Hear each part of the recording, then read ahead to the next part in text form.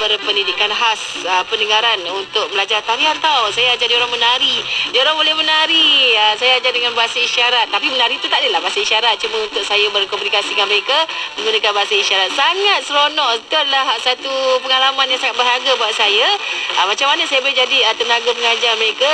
Ketika itu saya bersekolah di Sekolah Tunku Puan Durah ataupun START.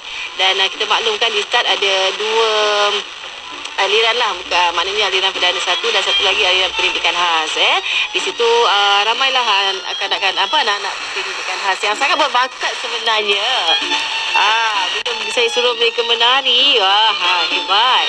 Okey, dan bila saya dah ikut dah bersama dengan mereka, baru saya tahu ada juga di antara mereka yang boleh mendengar tapi tak dapat mendengar dengan jelas, tapi masih mendengar dan boleh juga berinteraksi dengan kita, tapi percakapan mereka tak sama macam kita, ada kan.